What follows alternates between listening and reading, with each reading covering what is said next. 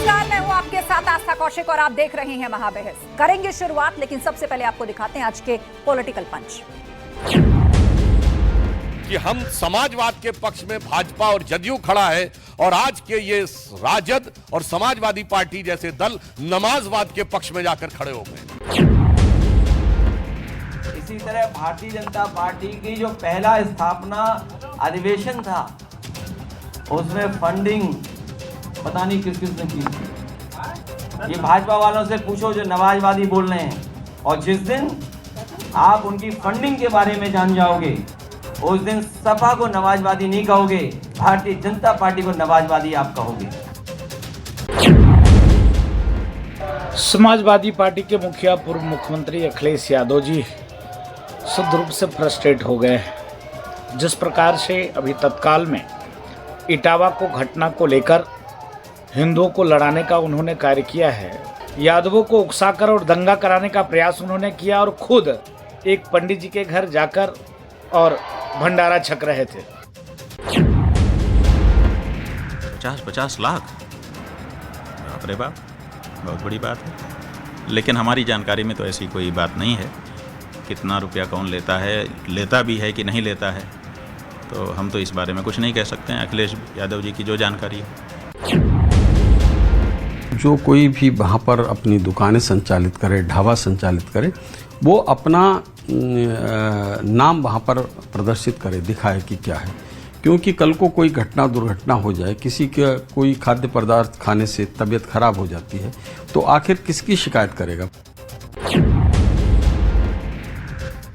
कांवड़ में जो लोग जा रहे हैं उनकी भक्ति पे, उनकी आस्था पे और उनका जो मतलब सैकड़ों किलोमीटर जो चल के वो जा रहे हैं, तो बहुत पुण्य का काम है। समाजवादी पार्टी उत्तर प्रदेश की सरकार से ये मांग करती है कि वो जिन जिन ज़िलों से गुजरें वहाँ पे उनको पैक्ड वेजिटेरियन फूड, साफ पानी मुहैया कराया जाना चाहिए।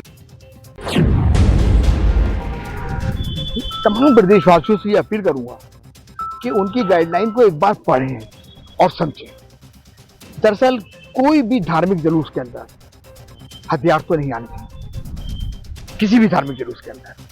और अच्छा आदेश मुख्यमंत्री का है कि उन्होंने ये कहा कि किसी भी धार्मिक जुलूस के अंदर हथियार नहीं आ रहे। एक बात उन्होंने कही कि ताजिए की ऊंचाई को लेके, वो बहुत अच्छी बात है। तो सियासत के जबानी फसाद में अब समाजवाद वर्सेस नमाजवाद की लड़ाई सामने आई। पहले अखिलेश यादव ने बाबा बागेश्वर को लेकर अंडर द टेबल मनी वाला बयान दिया, तो फिर संतों ने अखिलेश यादव पर जमकर पलटवार की। संतों ने इसे अखिलेश यादव की फ्रस्ट्रेशन कहा, तो वहीं बीजेपी ने अब एसपी के समाजवाद को नमाजवाद में परिवर्तन की बात कही है। इस पर अखिलेश यादव ने भी पलटवार किया। इस पूरे माहौल के बीच सवाल यह है कि बाबा पर अखिलेश की टिप्पणी बढ़ेगी तनातनी और सियासत में फसाद, समाजवाद वर्सेस नमाजवाद। इसी पर आज की महाबहस करने जा रहे हैं और पूरा गेस्ट पैनल हमारे साथ जुड़ रहा है। एसएन सिंह जी हमें ज्वाइन कर रहे हैं, बीजेपी प्रवक्ता अशोक यादव जी जुड़ गए हैं, एसपी प्रवक्ता एचएस रावत जी हमारे साथ हैं, हिंदू धर्मगुरु साध्वी विश्वरूपा जी हमारे साथ जुड़ गए हैं, हिंदू धर्मगुरु, और डॉक्टर परमवीर सिंह राजनीतिक विश्लेषक। आप सभी मेहमानों का बहुत बहुत स्वागत है। चर्चा की शुरुआत करें, लेकिन उससे पहले महाबहस के सवालों पर एक बार नजर डाल लेते हैं। Baba versus Akhilesh, under table cash का क्लेश। अब इस पर साधु संत समाज ने नाराजगी जताई है, बीजेपी ने पलटवार किया है, लेकिन अखिलेश यादव कथा में कितने पैसे और अंडर द टेबल जो पंडित धीरेन्द्र शास्त्री का नाम लेकर उन्होंने कहा, उस पर भी अब सियासत और वार पलटवार शुरू हो चुका है। बाबा पर अखिलेश की टिप्पणी बढ़ेगी तनातनी, लगातार उस पर बयान आ रहे हैं दोनों तरफ से, और संत समाज भी अपनी नाराजगी जता रहा है। सियासत में फसाद, समाजवाद वर्सेस नमाजवाद। अब समाजवाद असली किसका है, कौन नमाजवाद के साथ है या इसके खिलाफ है, तो मिला जुला के ये दो शब्द जो हैं, जो इस वक्त आप स्क्रीन पर देख रहे हैं, वो आज सियासी बयानबाजी में छाए रहे हैं। तो चलिए चर्चा की शुरुआत करते हैं और पहला सवाल एसएन सिंह जी आपसे। ये जो समाजवाद वर्सेस नमाजवाद की सियासी बहस है, उसमें अखिलेश यादव ने कहा है कि अगर आप लोगों की फंडिंग देखी जाए तो समझ में आ जाएगा कि कौन है नमाजवाद। देखिए आस्था जी, अखिलेश यादव क्या कहते हैं, अगर बिना नाम लिए केवल आप बयान को दिखाइए और भारत के पूछिए कि भाई साधु सन्यासियों को चिरंजीवी कौन कहता है, तो बता देंगे अखिलेश यादव कहते होंगे समाजवादी पार्टी के। कांवड़ यात्रा को प्रतिबंधित करने का कार्य कौन करता है, केवल ऐसे ही तो लोग बता देंगे। समाजवादी पार्टी कहेगी। सनातन पर सवाल कौन उठाता है? समाजवादी पार्टी सवाल उठाती है। तो निश्चित तौर पे ये तय हो गया है कि समाजवादी पार्टी जो सिडनी से लेकर और सिंगापुर तक मौज मस्ती करती रही, जो सैफई में नाच गाने कराती रही, उसको भारत की संस्कृति का नहीं अच्छी लगी। नाच गाने वालों को नाच गाना अच्छा लगता है और मुझे लगता है सनातन वालों को साधु परंपरा अच्छी लगती है। अब बताइए, कांवड़ यात्रा निकल रही है, उसमें बढ़ चढ़ के हिस्सा लेना चाहिए, उसकी तारीफ करना चाहिए। पवित्र महीना है तो आप खड़े हो गए कि नहीं कोई कुछ भी करेगा, कोई बोल नहीं सकता है। तो आस्था जी, कोई स्पेशल चॉइस और स्पेशल राइट तो समाप्त हो गया। आस्था जी, आज तो भारतीय जनता पार्टी की सरकार है ना, इसमें कांवड़ यात्रा भी भव्यता और दिव्यता से मनाया जाएगा और मुझे लगता है ताजिया का जुलूस भी भव्यता और दिव्यता से मनाया जाएगा। और उसके साथ साथ शांति और सौहार्द भी उतना ही जरूरी है और उसकी जिम्मेदारी पूरी तरह से प्रशासन और सरकार की बनती है। अशोक यादव जी हमारे बीच में। अशोक यादव जी, आपसे यही सवाल है, जो समाजवाद और नमाजवाद की बहस चली है और उसके अलावा पंडित धीरेन्द्र शास्त्री को अंडर द टेबल मनी लेने की बात जो कही गई है, उसके बाद बीजेपी के साथ साथ आप लोग संत समाज के भी निशाने पर आ गए हैं। देखिए आस्था जी, हम लोग तो बचपन से ही पढ़ते आए हैं कि धर्म आस्था का विषय है, लेकिन भारतीय जनता पार्टी और धीरेन्द्र शास्त्री जैसे बाबा लोगों को देखकर ये लगता है कि धर्म व्यापार का विषय है, धर्म राजनीतिक डील का विषय है, धर्म ऐशो आराम का विषय है। ये बातें जो धीरेन्द्र शास्त्री जैसे बाबा लोगों ने साबित करने का काम किया। दूसरी बात, हमारे जो विश्व के सबसे बड़े मार्केटिंग गुरु फिलिप कोटलर कहे जाते हैं, वो भी भौचक्के रह जाते होंगे ऐसे बाबाओं को देखकर कि लाखों करोड़ों रुपए का साम्राज्य कैसे खड़ा हो जाता है इन लोगों का, पूरी राजनीतिक सत्ता इनके चरणों में नतमस्तक हो जाती है। ये विपक्ष की सरकारों को गिराने के लिए बाबा लोग लगते हैं चुनाव के पहले वहां पे तमाम इस तरह का जो है अपना प्रोग्राम चलाने। और दूसरी बात जो आपने कहा समाजवाद और नमाजवाद के विरोध में तो प्रचार नहीं कर रहे ना बाबा लोग, जो हैं वो कोई सियासी बयानबाजी भी नहीं कर रहे, वो तो भगवान की कहानियां सुना रहे हैं वहां पर, कोई कथा वाचन कर रहा है, कोई कह रहा है कि भाई उनकी पूजा करो, उनकी पूजा करो। तो आस्था जी, दूसरी बात आपने समाजवाद नमाजवाद और उनका बयान चलाया भाजपा के जो सांसद हैं, आप ये बताइए, जब पूरा देश संविधान के साथ खड़ा है, तब भाजपा कहां खड़ी थी? तब भाजपा संविधान के विरोध में खड़ी थी, मनुवाद के पक्ष में खड़ी थी। किस मनुवाद के पक्ष में? जो मनुवाद कहता है कि ब्राह्मण क्या है? सम्मान सूचक, क्षत्रिय रक्षा सूचक, वैश्य द्रव्य सूचक, आप लोग इस घटना को ब्राह्मण निंदा सूचक, क्यों बनाने? ये निंदा, शूद्रों का निंदा सूचक इस पर सियासत नहीं रोक रहे हैं। व्यवस्था के साथ भाजपा खड़ी है। उस लाइन पर बार-बार हर बहस को ले आते हैं, क्यों ब्राह्मण वर्सेस यादव की बहस बनाने पर लगे हुए हैं? ये एक सामाजिक चिंता का विषय है कि एक कथावाचक आता है, वो कथा सुनाता है, उसकी जाति पूछकर अगर ये सच है कि भाई उसके साथ वो दुर्व्यवहार किया गया, तो ये कितनी चिंतन की बात है और ये कितनी शर्मनाक बात है। आज के समाज में ऐसा हो रहा है। सबको एक रहना चाहिए और भगवान पे किसी एक का एक अधिकार थोड़ी है। ये तो भगवान तय करते हैं कि भाई किस पर उनका आशीर्वाद है, किसके पास ज्ञान है, कौन किसके ज्ञान से कितना प्रभावित होता है। इस पर क्यों आप लोग पंडित वर्सेस यादव की राजनीति थामना नहीं चाहते? मैं लौटूंगी एसएन सिंह जी, हमारे साथ साध्वी विश्वरूपा है, पहले उनसे भी कमेंट ले लेते हैं। साध्वी विश्वरूपा जी। जी आस्था जी, बिल्कुल, मैं तो ये कहना चाहूंगी, अखिलेश यादव जी का अभी मैंने बयान सुना और सुबह से ही देख रहे हैं तो खिसियाने बिल्ली खंबा नोचे, वही हाल है। देखिए ये बयान जानबूझकर, और ऐसा नहीं है कि ये कोई जल्दबाजी में कहा गया है या जोश में कहा गया है, ये जानबूझकर हिंदुओं को भड़काने के लिए, क्योंकि समय ऐसा चल ही रहा है, क्योंकि ये जो अभी इटावा वाला केस चल रहा था और इसमें आग में घी झोंकने का जो इन्होंने काम किया है। मैं तो ये भी बात पूछना चाहूंगी, जो ये अंडर टेबल बात कर रहे हैं, जो साइकिल से जो चार्टेड अकाउंट पर चार्टेड प्लेन्स पर आ गए हैं, तो ये क्या अंडर टेबल आए हैं या आउट ऑफ टेबल आए हैं? तो ये बात सवाल तो राजनेताओं से पूछने चाहिए। संतों से ये शब्द बहुत ही अभद्र है और बड़ा सोच समझ के बहुत निंदनीय है इन्होंने ये बात कही है, और हम सभी इनका विरोध करते हैं। देखिए कोई भी संत अगर कोई कथा करता है, अपना ज्ञान दे रहा है, तो उसके बदले में दक्षिणा लेना उसका अपना हक है। उसके जो श्रद्धालु अपनी श्रद्धा से अगर दक्षिणा दे रहे हैं, तो ऐसा विषय नहीं है कि वो सबके सामने पारदर्शिता की जाए, वो बताया जाए वो कौन होते हैं पूछने वाले कि आपको कितनी दक्षिणा मिली है। ठीक है। एच.एस. रावत जी हमारे बीच में। एच.एस. रावत जी, ये जो चर्चा शुरू हुई थी, या ये कौन कथावाचक की फीस कितनी है, इस पर जो बात शुरू हुई थी वो इससे हुई थी कि अब देखिए कभी भी त्योहार का मौसम आता है, अब आगे नवरात्रे आ जाएंगे जहां पंडाल लगते हैं और लोग चाहते हैं कि भाई मोहल्लों में भी, गांव-गांव में लोगों, आज भी कल्चर है कि भाई ऐसे आयोजन हो कि कोई आए और वहां पे कथा सुनाकर जाए, कोई भागवत पाठ कराता है, कोई कथा, अब उसके लिए इन्वाइट किया जाता है। अब यहां पर बात यह हो रही है कि पंडित धीरेन्द्र शास्त्री, अगर उनकी फीस 50 लाख है तो क्या कोई गांव देहात मोहल्ले या कोई आम आदमी अफोर्ड नहीं कर सकता? वो तो उसी कथावाचक को अप्रोच करेगा कि जो उसके आसपास का रहने वाला होगा।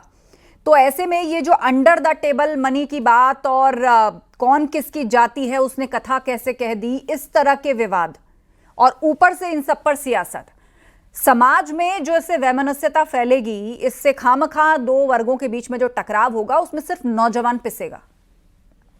देखिए आस्था जी, वो तो जानबूझ के चाहते ही हैं ये करना, उनकी तो सोच है, उनकी ये प्लानिंग का हिस्सा है, ये उनके डीएनए में है। 100 चूहे खा के बिल्ली हज को चली, यानी जो बाहर विदेशों से, गल्फ कंट्री से मदरसों को जो पैसा आता है जिसमें आतंकवादी तैयार होते हैं, मस्जिदों में जो पैसा आता है जिससे कि हिंदू धर्म का कन्वर्जन किया जाता है, जिहाद की जाती है, उसका अंडर टेबल पैसा जो आता है, उस समय तो इन्होंने कोई जिक्र नहीं किया। कहां से चर्चों में इतना पैसा आता है जो 7-8 स्टेट इन्होंने ईसाई बना दिए?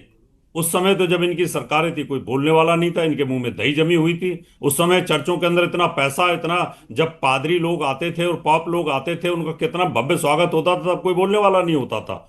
यानी अगर एक संत, और अगर वो भी पैसा जो उसके पास दान का आता उससे कैंसर हॉस्पिटल बना रहा है, तो उसमें इनको तकलीफ हो रही है, वो अंडर द टेबल हो रहा है। और फिर राजनीतिक लोगों तो बोलने का अधिकार ही नहीं है, और फिर समाजवादी पार्टी की तो बिल्कुल नहीं है, वो तो हिंदू विरोधी रही है, और वो तो चाहती है कि ब्राह्मण और यादव का अगर पलीता लगा रहेगा तो उनको तो वोट बैंक मिलेगी ना, और यादव उनके मजबूत हो जाएंगे। जो ब्राह्मणों का वोट उनको मिलना नहीं है, उनको तो यादवों का और मुसलमानों का वोट बैंक चाहिए।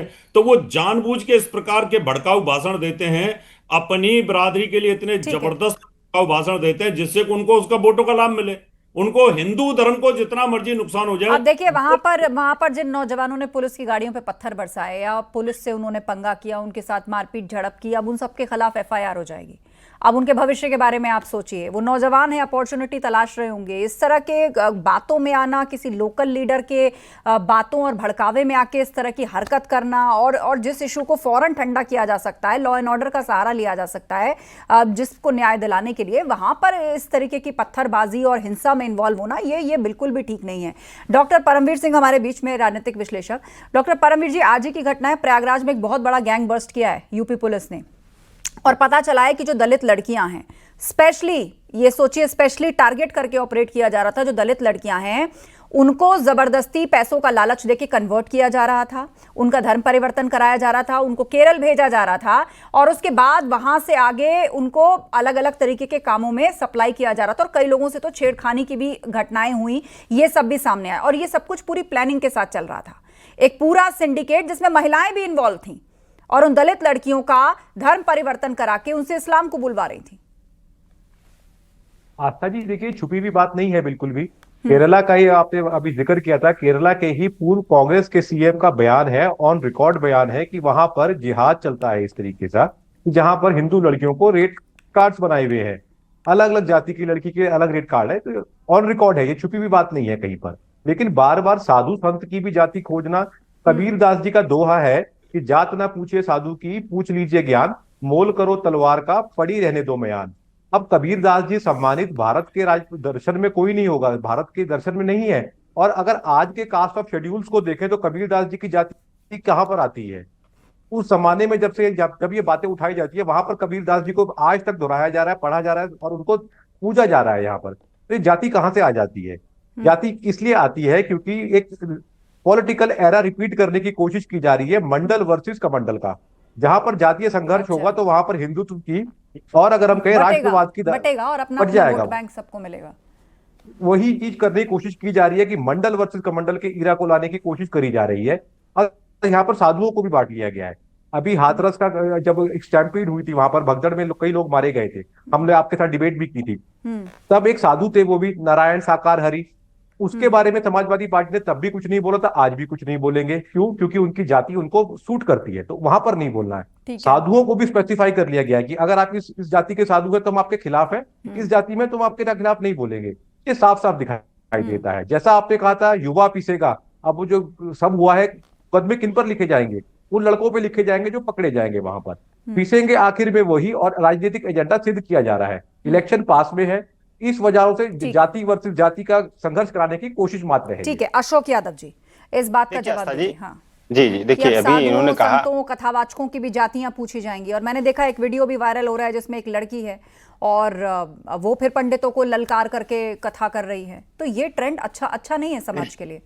बिल्कुल। देखिए, परमवीर जी ने दोहा कहा कबीरदास का, लेकिन मैं इनसे निवेदन करूंगा, ये दोहा जब आप अगली बार कहें तो एक बार उत्तर प्रदेश के मुख्यमंत्री जी को ध्यान में रख करके ये दोहा कहिएगा कि जात ने पूछो साधु की, पूछ लीजिए ज्ञान, अमोल करो तलवार की, पड़े रहन दो मैन। आपका सारा भ्रम दूर हो जाएगा कि साधु की भी जाति होती है, साधु के प्रशासन में कितना जातिवाद होता है, साधु के राज में पीडीए का कितना आरक्षण लूटा जाता है, साधु के राज में 69,000 शिक्षक भर्ती में सिर्फ जाति देख करके आरक्षण लूटा जाता है, उनकी नौकरियां छीनी जाती है। सारा भ्रम दूर हो जाएगा। और दूसरी बात मैं कहूंगा, जो इन्होंने कहा कि यादव वर्सेस ब्राह्मण, और आपने भी चर्चा किया, देखिए वो जो यादव वर्सेस ब्राह्मण भाजपा की एक मतलब पृष्ठभूमि लिखी जा रही थी। वो जो गगन यादव करके लड़का था, वो बाबा बालकनाथ का बहुत खास आदमी है। वहां से भाजपा ने राजस्थान से उसको भेजा और वो अपने यहाँ के तमाम लोगों को भड़का करके उसने ब्राह्मणों के ऊपर हमला करवाने की प्रोसेस मतलब साजिश रची। ये सब भारतीय जनता पार्टी का रचा बसा खेल था, जो कि हमने उसको बस्ट किया, हमने उसको एक्सपोज किया कि कैसे वो जो है उसको यहाँ पर प्लांट किया जा रहा है। ठीक है, इस पर जवाब लेते हैं। समझ आ गई, ये सब अशोक जी की बात को आप मान लीजिए, लेकिन 2-4 चीज पूछना चाहूंगा। और वो समाजवादी पार्टी का चरित्र आज से नहीं दिखे, 50 साल 40 साल जब से निर्मित हुए तब से आप चरित्र उठाएंगे तो संविधान विरोधी, और मुझे लगता है भारत विरोधी, भारत की संस्कृति विरोधी और सनातन विरोधी कार्य कैसे कैसे करते हैं। राम जन्मभूमि का मसला आता है तो वकील किसके खिलाफ खड़ा करते हैं और किसके पक्ष में खड़ा करते हैं? पैसा कहां से जाता है? सरकारी पैसा जाता है, और बाबरी मस्जिद के तरफ से वकील खड़ा होता है। ये समाजवादी पार्टी कार्यकर्ता। उसके बाद आप देखिए, साधु सन्यासियों को चिरंजीवी ये कहेंगे, काशी में पूजा को प्रतिबंधित ये कराएंगे, और रामचरितमानस की पुस्तकें ये जलाएंगे। निश्चित तौर पर अशोक यादव ने एक बहुत बड़ी बात कही कि बहुत सारे धर्म के लोग अपना इस तरह के रोजगार करने लगते हैं। तो मैं पूछूंगा कि आदरणीय अशोक यादव जी तबलीगी जमात के बारे में कुछ बोलिए। वो पैसा कहाँ से आता है कि एक ही रात में मदरसा तैयार होता है और एक ही रात में ईंट पत्थर रख के पता नहीं किसकी गाजी जी का क्या तैयार हो जाता है? ये सब कहाँ से आता है? इसलिए पूछा जाएगा कि कभी आप जो है निषाद समाज को गाली देते हैं, कभी आप जाट समाज को चवन्नी कर देते हैं, कभी आप राजभर समाज को रातभर कह देते हैं, कभी महाराणा संगा को लेके राजपूत समाज को गाली देते हैं, और आज ब्राह्मण समाज को गाली दे रहे हैं। अशोक यादव जी, इस पर जवाब आपका 20 सेकंड, उसके बाद परमवीर जी।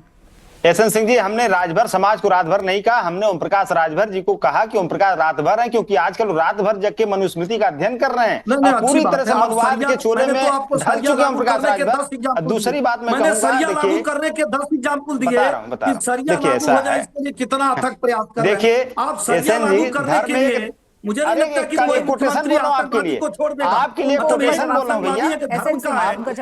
अरे सुनते नहीं है, टिप रिकॉर्डर हो जाते हैं। देखिए एक कोटेशन था आस्था जी कि धर्म का धंधा था, हर कोई अंधा था, जब रोशनी हुई तो पता चला आधा देश भूखा आधा देश नंगा था। इसका उदाहरण श्रीलंका में देख लीजिए भाई साहब। श्रीलंका की स्थिति धर्म के आड़ में देश का बनाने वाले आप लोग। धर्म हो गया था श्रीलंका के सरकार में कि पूरा देश की जीडीपी जो कोलैप्स कर गई, जीडीपी क्रैश हो गई श्रीलंका की। वो धर्म का धंधा नहीं चलेगा, यहाँ बाबा साहब का संविधान चलेगा। धर्म की आड़ लेकर के आप लोग देश को लूट रहे हो, नहीं चलेगा धंधा, धर्म का धंधा नहीं चलेगा। यहाँ बाबा साहब का संविधान चलेगा।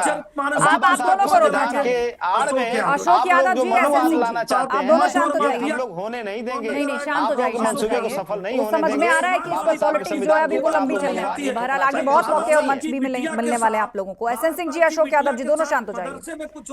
ठीक है, ठीक है, चलिए, ठीक है। एच.एस. रावत जी बात पूरी करिए अपनी। ठीक है एहसन सिंह जी। देखिए आस्था जी, मैं ये पूछ रहा था, अभी कह रहे थे धर्म का धंधा चल रहा है, वो नहीं चलने देंगे। मुसलमानों का चलेगा कि नहीं चलेगा धर्म का धंधा? उनकी जो मस्जिदें नहीं हैं, बोलेंगे। जो बोलेंगे नहीं। गोरख में वो चलेंगे कि नहीं चलेंगे, एक बार उस पर भी बोल दो। जब आपने ये बोल दिया है कि धर्म का धंधा नहीं चलेगा, तो साथ में ये भी बोल दो कि मुसलमानों का और ईसाइयों का धर्म का धंधा भी नहीं चलेगा। अगर आपके अंदर हिम्मत है, बोल के दिखा दो एक बार। मैं तो आपसे कहना चाहता हूँ, खाली बोलिए, हिंदुओं पर अशोक जी विश्वास बोलिए। करना नहीं, आप बोलो ना, ठीक आप है बोलो अशोक जी। धर्म का धंधा अशोक जी मुसलमान। आपका जवाब, उसके बाद साध्वी जी। आस्था जी मेरा धर्म हिंदू है, और अगर हमारे धर्म में कोई व्यापार करेगा तो हम बोलेंगे, हमारे धर्म में कोई व्यापार करेगा तो हम बोलेंगे, हमारे धर्म को व्यापार का साधन समझेंगे तो हम बोलेंगे, हमारा धर्म जो है उस धर्म के बारे में हम बोलेंगे, हमारे धर्म को आप धंधा बनाएंगे तो हम बोलेंगे। हम बोलेंगे, क्यों नहीं बोलेंगे? आप हिंदुत्व को मनवादी हिंदुत्व बनाएंगे, हम बनने देंगे? आप हमारे हिंदू धर्म को बेचेंगे, हम बेचने देंगे? हमारा हिंदुत्व आप बेचने का प्रयास मत करिए। ये जो धर्म का व्यापार या फिर जो चंदे वाली बात है या फिर जो दक्षिणा वाली बात है, इस पर एक बार स्पष्ट राय इस पर ले लेते हैं। एसएन सिंह जी एक सेकंड रुकिए। साध्वी विश्वरूपा जी बताइए, ये धर्म को व्यापार बना लिया, इस तरह के एलिगेशन क्यों लग रहे हैं? दरअसल बताया मैंने आस्था जी कि इनके पास कुछ और बोलने को है नहीं। आप देखिए जो मुद्दा था इटावा वाला, वो ना जातिवाद का था, ना ब्राह्मण का था, ना यादव का था। वो एक आप मुझे ये बताइए कि क्या किसी कथावाचक को कथा कहने के लिए फीस लेनी चाहिए?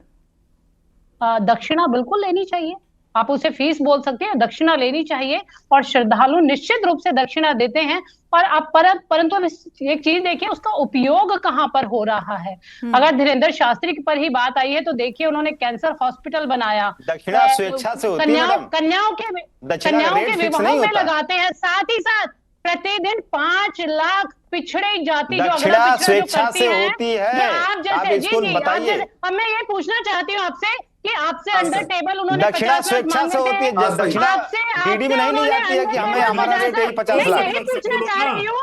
दक्षिणा का रेट नहीं होता मैडम, लास्ट 2 मिनट दक्षिणा का रेट नहीं होता है, दक्षिणा स्वेच्छा से हम यही तो पूछना चाह रहे हैं कि ये 50 लाख जो 50 लाख का आरोप आप लगा रहे हैं, क्या आपसे अंडर टेबल शास्त्री जी ने मांगे थे? नहीं आपसे बात बताइए। एसएन सिंह जी, उसके बाद अशोक यादव। दक्षिणा को रेट नहीं होता। आस्था जी देखिए, अशोक यादव जी एक बार स्पष्ट बात सुन लेते हैं, बात सुन लेते हैं, आपस में मत उलझिए। इतना बड़ा एग्जाम्पल दूंगा अशोक यादव, उसका जवाब दे देंगे तो मैं यहाँ पे अभी उठकर चला जाऊंगा और अशोक यादव के सामने बैठ। अरे भैया आप बैठिए, क्यों उठ के एक प्रश्न जाएंगे? इनसे पूछ रहा हूँ, आप आप हमारे बताइए, मित्र हैं, कोई बैठिए। चुना हुआ मुख्यमंत्री एक धर्म से इतना डर जाएगा कि आजम खान से माफी मांगने उनके घर पहुंच जाएगा? बड़े नेताजी कहते हैं कि जाके माफी मांग लो भैया, नहीं तो उस धर्म का वोट नहीं मिलेगा, और हिंदू धर्म को अपमानित नहीं करोगे तो धर्म वाले इकट्ठे नहीं होंगे।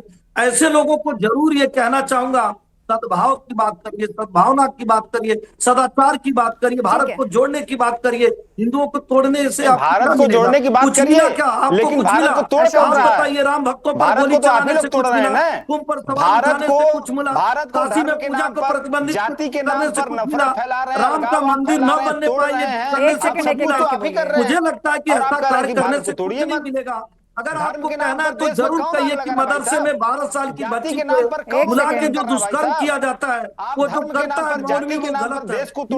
एक मिनट, लास्ट 1.5 मिनट का समय मेरे पास। आप सब शांत हो, नहीं सब शांत होइए। अब जिसका नाम मैं लूंगी 20 सेकंड उसको मिलेंगे। लास्ट 1.5 मिनट में पूरी बहस जो है वो हमको समाप्त करनी होगी। परमवीर सिंह जी। आस्था जी देखिए, डॉक्टर अंबेडकर जी ने हम लोगों को कॉन्स्टिट्यूशन दिया है, उसमें अधिकार है कि अगर कोई व्यक्ति, जैसे चाहे मैं हूं या योगी जी का भी, एसएन सिंह कह रहे थे समाजवादी पार्टी के प्रवक्ता, उन्होंने अपने पिता का नाम अपने गुरु के नाम पे रखा हुआ है, अपना पिंडदान कर चुके हैं, उनका नाम अब से योगी आदित्यनाथ माना जाएगा।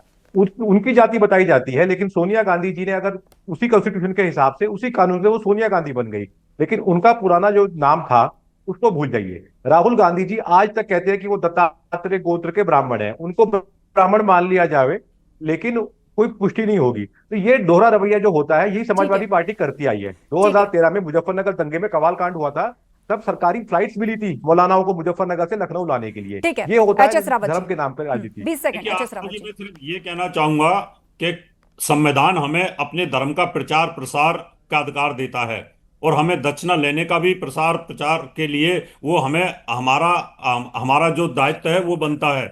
इसलिए आप ये नहीं कह सकते कि अंडर टेबल लेते हो। अंडर टेबल तो आपकी पार्टी लेती है। एक नॉर्मल साइकिल चलाने वाले मास्टर जी से लेकर के आज अगर आप चार्टर्ड प्लेन के अंदर चलते हो और इतना एम्पायर आपने खड़ा कर रखा है, उसकी भी बात आपको होनी चाहिए और उसकी भी क्लियरिटी होनी चाहिए। इसलिए मैं सिर्फ यही कहना चाहूंगा कि आप हिंदू धर्म को बदनाम ना करो और साथ में आप 2-4 शब्द इस्लाम के लिए भी बोल दिया करो। अशोक यादव जी, देखिए ऐसा रावत जी को कम से कम इसे बोलना चाहिए। एक फकीर जब 10 लाख का सूट पहन सकता है, लाखों रुपए का चश्मा लगा सकता है, तब उसमें सवाल उठता है। और अभी इनके दत्तात्रेय बोले महासचिव आरएसएस के, उन्होंने क्या कहा था? संविधान विरोधी बातें कही थी, कहीं कि देश के संविधान के पीएम पद से सोशलिस्ट और सेकुलर को हटाना चाहिए। साध्वी जी उसके बाद एहसान सिंह जी। धर्म बदल लीजिए। बिल्कुल कहना चाहूंगे, इमाम बुखारी जी की भी शेरवानी का एक बार रेट पूछ लीजिए। और भी बहुत सारे हिंदू धर्मगुरु हैं। फिर भी मैं कहना चाहती हूँ, सभी के लिए कहना चाहती हूँ, हिंदू धर्म गुरुओं के पास ही दान दक्षिणा होनी चाहिए, क्योंकि वो अच्छे कार्य में लगाएंगे। अगर क्रिमिनल के पास होगा तो लोगों की सेवा में लगेगा, या तो अस्पताल बनेंगे या लोगों को खाना खिलाया जाएगा। बाकी लोग तो आतंकवादी ही तैयार करेंगे। चलिए ठीक है, एहसान सिंह जी। देखिए, मैं तो समाजवादी पार्टी को कहूंगा कि आरएसएस के महासचिव दत्तात्रेय उन्होंने क्या बोला था? संतों का सम्मान करिए। बुखारी और बाबरी के नाते संतों का सम्मान नहीं होगा। हालांकि बुखारी से पूछकर ये लोग सरकार चलाए। आज जो हमारे पूज्य संत हैं, तो ये समाजवाद वर्सेस नमाजवाद की जो बहस है, ये फिलहाल थमती हुई नजर नहीं आ रही है। जबरदस्त तरीके से इस पर सियासत गर्म है। आप सभी मेहमानों का शुक्रिया इस चर्चा में आने के लिए। तो बीजेपी ने अब एसपी के समाजवाद को नमाजवाद में परिवर्तन हो जाने की बात कही है और अखिलेश यादव ने इस पर पलटवार किया है। लेकिन पूरे माहौल के बीच सवाल यह है कि बाबा पर अखिलेश यादव की टिप्पणी क्या बढ़ेगी आगे और तनातनी। महाबहस में इतना ही। खबरें जारी हैं, बने रहिए हमारे साथ।